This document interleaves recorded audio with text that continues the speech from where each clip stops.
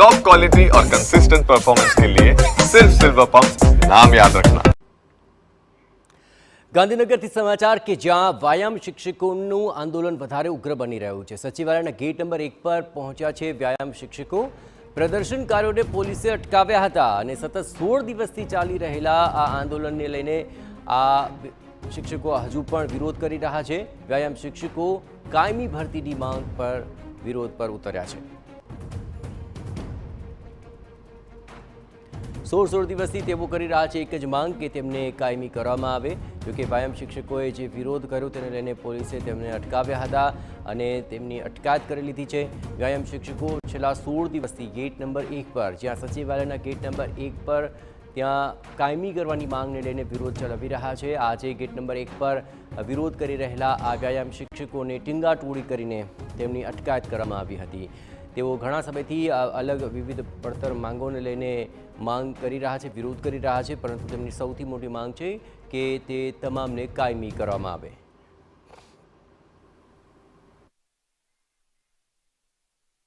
આજે તે સચિવાલય સુધી પહોંચી ગયા છે। સચિવાલય ગેટ નંબર 1 ખાતે જે વ્યાયામ શિક્ષકોએ તે માંગણી કરી રહ્યા છે।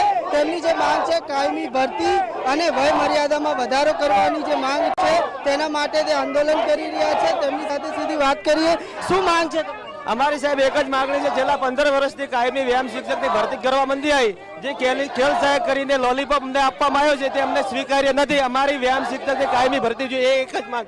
બીજું અમારી કાયમી ભરતી કરો, એક જ સવાલ છે, અમારી કાયમી ભરતી કરો। વ્યાયામ શિક્ષકની કાયમી ભરતી થવી જોઈએ એટલે થવી જોઈએ, અમારી ભરતી કરો।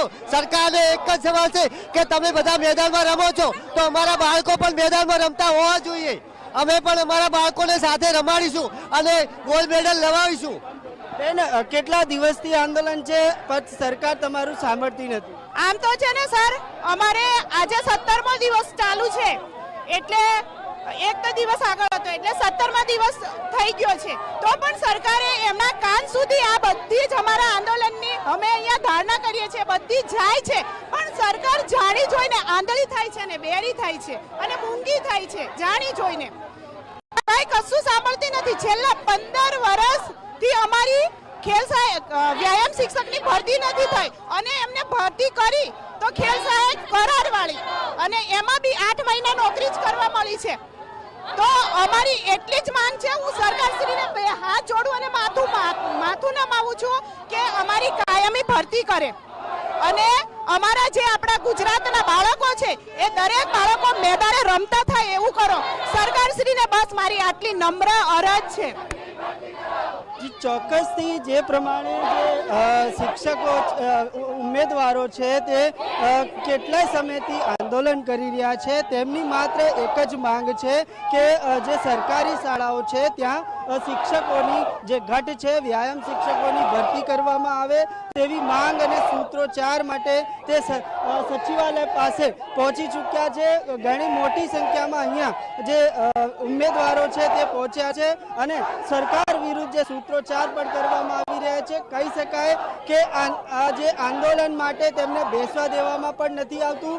કુબેર ડિંડોર જે શિક્ષણ મંત્રી છે તેમની સાથે મીટિંગ પણ નથી કરતા, કોઈ પણ અધિકારીઓ તેમને મળવા પણ નથી આવતા તેવી વાત, તેવા પણ દાવાઓ ઉમેદવારો છે તે કરી રહ્યા છે।